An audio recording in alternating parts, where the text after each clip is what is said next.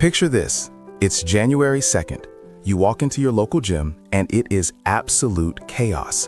You can't find a locker, there's a line for every treadmill, and the weight room looks like a subway station at rush hour. The energy is high, everyone is motivated, and the air is thick with the scent of New Year, New Me. Now, fast forward to February 15th. You walk into that same gym and it's a ghost town. The treadmills are empty, the squat rack is free. That intense crowd from 6 weeks ago has vanished, and things are back to business as usual. Does this sound familiar? Better yet, do you have a list of resolutions you wrote down in a burst of inspiration months ago, maybe in a notebook somewhere, that you haven't looked at since? If you're nodding your head, I want you to know something important. You are not lazy, you don't lack grit, and you aren't broken. You are simply suffering from a very common, very human condition that Brian Moran and Michael Lennington call annualized thinking. See, most of us operate on this traditional 12-month calendar. We set big, ambitious goals in January with a deadline of December 31st, and that is exactly the problem. When you give yourself 365 days to reach a goal, your brain subconsciously looks at that timeline and says, "Relax, you have plenty of time." It's that unspoken belief that there is always later to catch up. So if you have a bad week in January or a slow month in February, it doesn't feel fatal. You tell yourself you'll make it up in the spring or maybe the summer. But that mindset breeds complacency. It allows you to drift. Think about the end of the year though, the December push. Have you ever noticed how productive you become in the final few weeks of Q4? Suddenly, everyone is scrambling to hit their numbers, close deals, or finish projects before the holidays. Why? Because the deadline is staring them in the face.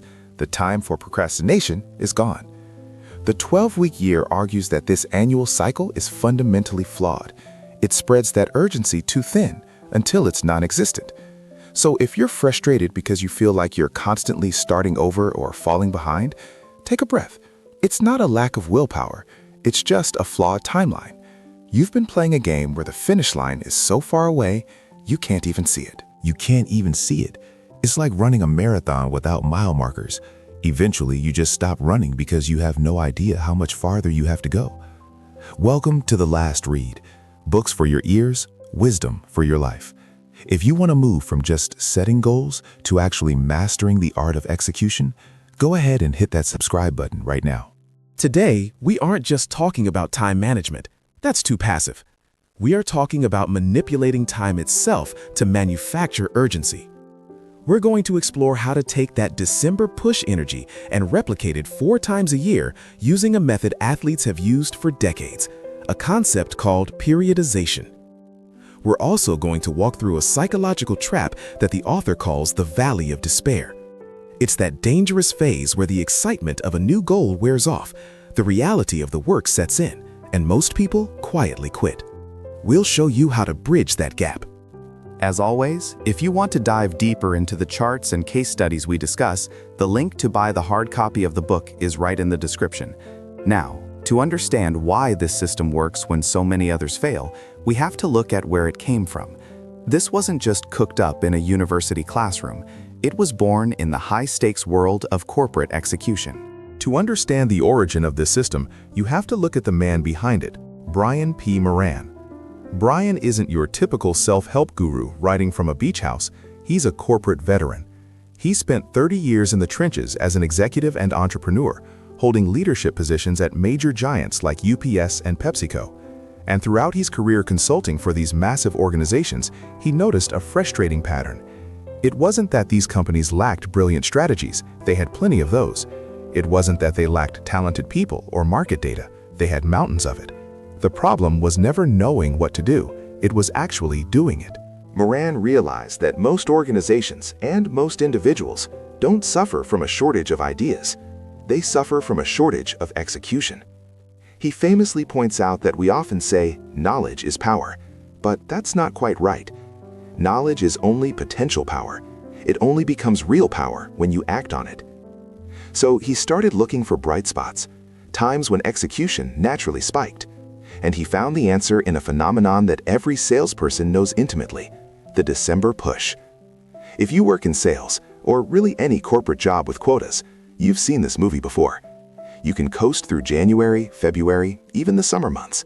But as soon as October and November roll around, the energy shifts. Suddenly, everyone is laser-focused. Calls that were put off for months get made. Deals that were stalled get closed, and the intensity goes through the roof. Moran looked at the data and found something incredible. Many sales teams were achieving nearly 40% of their entire annual targets in just the last few weeks of the year. Think about that. Nearly half of their productivity was compressed into a tiny fraction of the time. Why? It wasn't because they suddenly got smarter in December. It wasn't because the market magically improved. It was simply because the clock was running out. They had a hard deadline staring them in the face, and that deadline eliminated all the excuses. This observation led Moran to a radical question. If we can produce that kind of elite urgency and execution for 12 weeks at the end of the year, why are we wasting the other 9 months? That question exposes the flaw in how we structure our time, and it leads us directly to the core problem that holds most of us back, something Moran calls annualized thinking. Annualized thinking. It's a deceptive trap, and most of us fall into it without even realizing it. Brian Moran defines this as the unspoken belief that there is plenty of time in the year to make things happen. Think about how you feel in January. You set these big, ambitious goals. Maybe it's revenue targets, maybe it's fitness, maybe it's writing a book. But because the deadline is December 31st, you unconsciously relax. January feels like a warm-up month. February slips by. By March, you're thinking, I've still got 9 months, no need to panic yet. Moran compares this to a student who has an entire semester to write a term paper. We've all been there, or we know someone who has. You get the assignment in September. It's due in December. What happens in September? Nothing. October? Maybe a little research, but mostly nothing. You have months, right? But then the calendar flips to December. Suddenly, that deadline is breathing down your neck. The procrastination vanishes. You pull all-nighters, you laser focus, and you miraculously get the paper done. Why? Because the deadline forced you to act. The problem with a 12-month year is that it gives you that September student mindset for nearly 10 months. It allows you to have a bad week or even a bad month and shrug it off, thinking, I'll catch up later. But as Moran points out, you can't just catch up on lost capacity. Time that is wasted is gone forever. By the time you hit that December push mode in the corporate world, you're often just scrambling to save the year rather than crushing it. So Moran argues that we need to stop thinking in terms of this long, drawn-out marathon. We need to manufacture that night before the deadline intensity, but we need to do it in a sustainable way, all year round. We have to stop looking at a year as 12 months and start realizing that a year is actually much, much shorter. And this leads us to the radical shift that gives the book its title, a shift that changes the math entirely. A shift that changes the math entirely. Here is the solution, and it's as simple as it is radical. A year is no longer 12 months. It is 12 weeks, period. There are no quarters, there is no half-year review. There are only 12-week years, standing alone, each with its own hard deadline. When Brian Moran says this, he isn't speaking metaphorically. He means you literally reschedule your thinking to believe that the year ends in 12 weeks.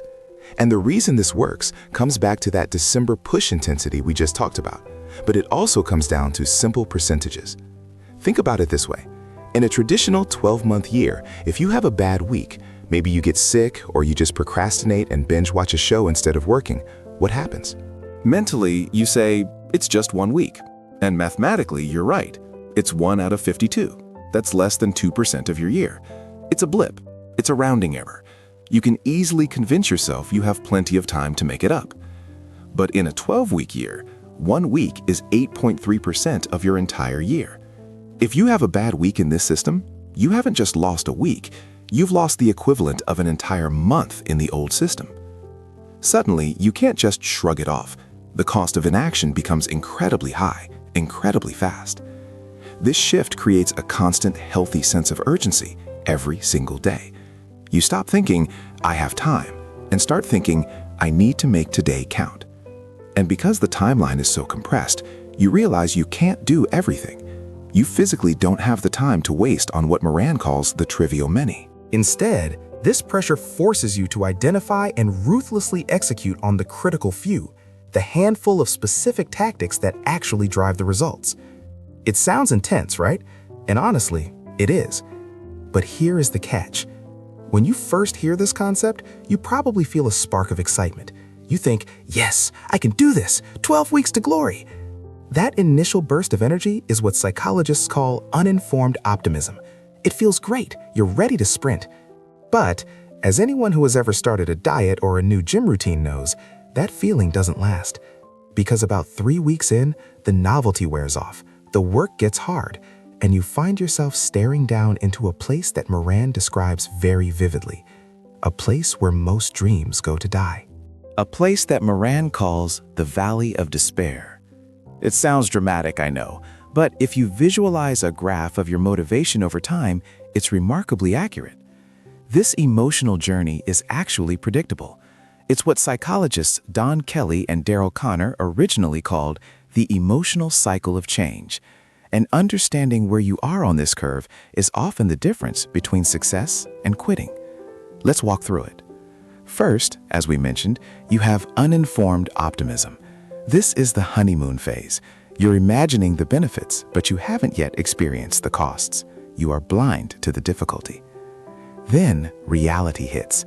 This is stage 2, informed pessimism. You start to realize, wait, this is actually really hard.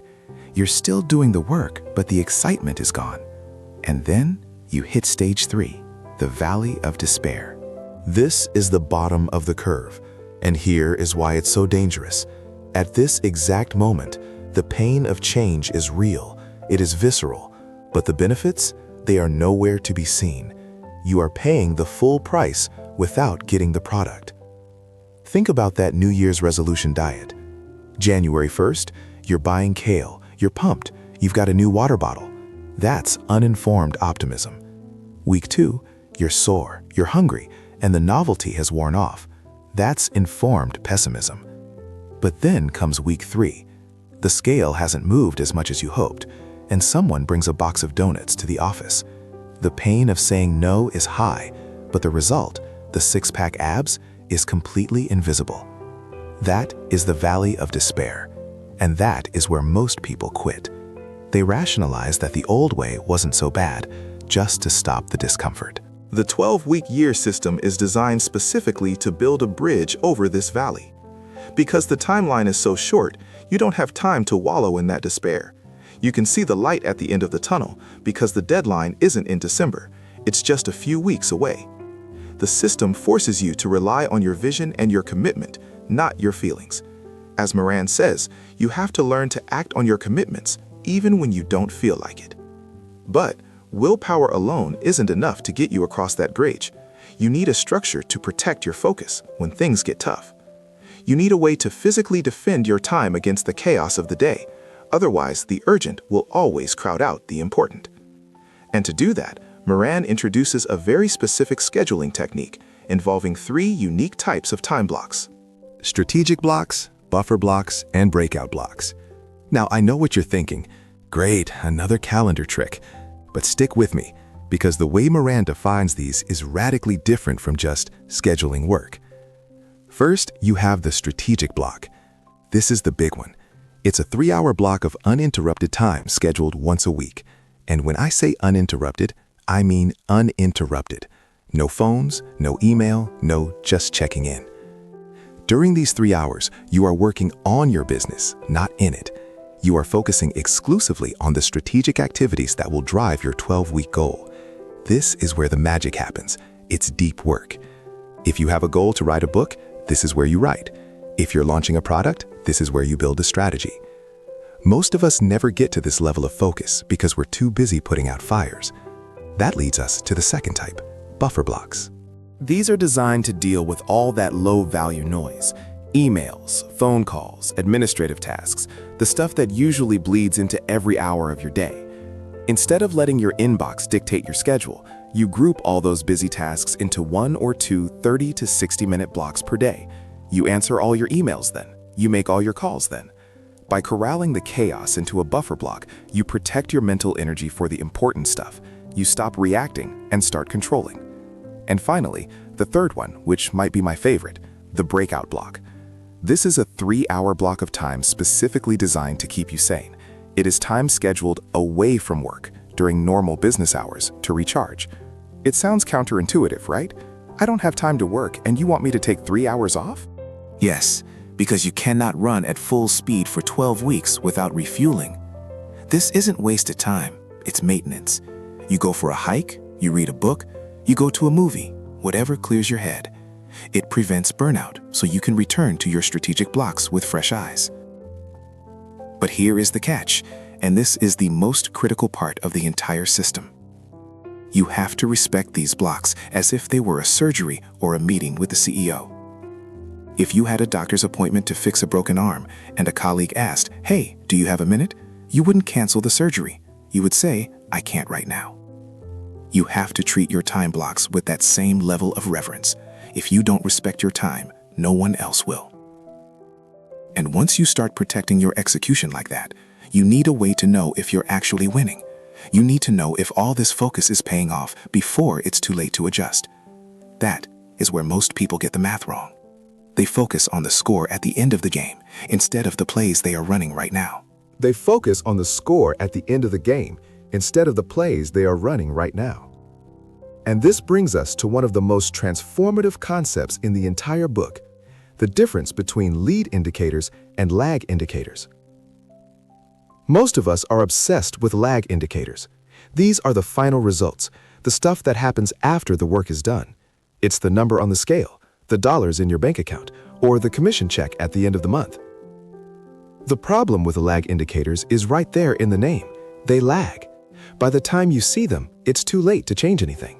You can't go back and uneat that pizza. You can't go back and make those sales calls you skipped.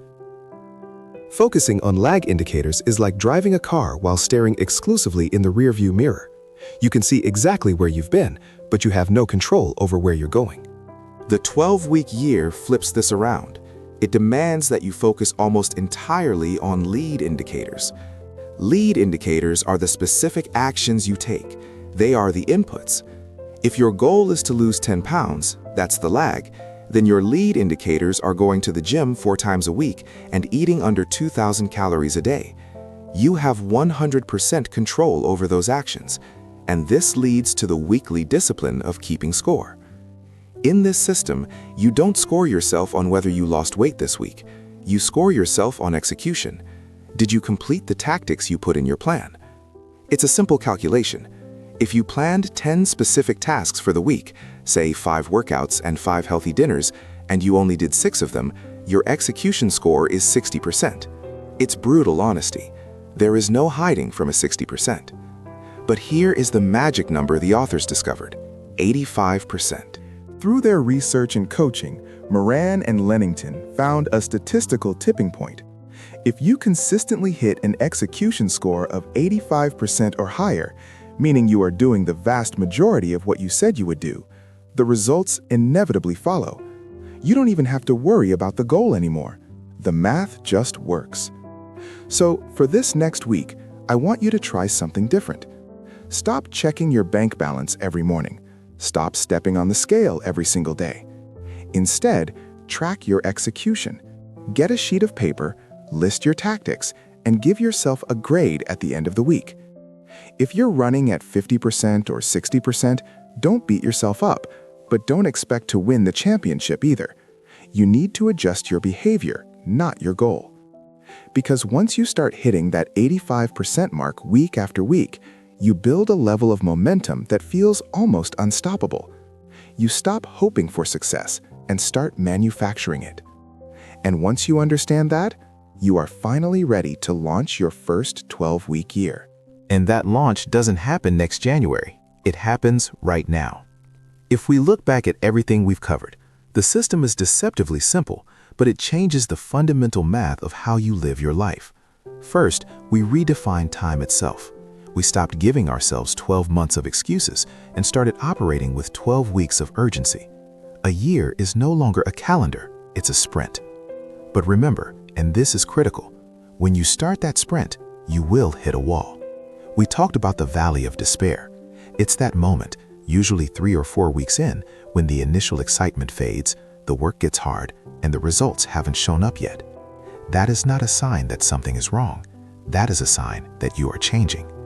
As Moran says, the secret to living your life to its potential is to value the important stuff above your own comfort. To get through that valley, you have your tools. You have your strategic blocks, those 3-hour windows where you shut out the world and do the deep work. You have your buffer blocks to handle the low-value noise so it doesn't bleed into your productivity. And most importantly, you have your scorecard. You aren't judging yourself on the scale, the bank account, or the applause. You are judging yourself on execution. Did you do what you said you would do? If you hit that 85% execution mark, you win. It's that simple. So here is my challenge to you.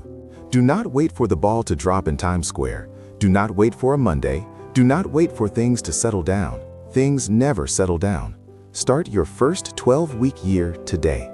Print out your plan, tape it to your bathroom mirror, and take your first step. If you want the full breakdown, the templates, and the deep dive into the psychology of execution, I highly recommend picking up the book. As always, I've put a link to it right in the show notes below. And if you enjoyed this deep dive, if you want to keep filling your mind with the kind of wisdom that actually moves the needle, make sure you are subscribed to The Last Read. We'll be back soon with another book that might just change your life. Until then, stop thinking about what you could do in a year. Go show the world what you can do in 12 weeks.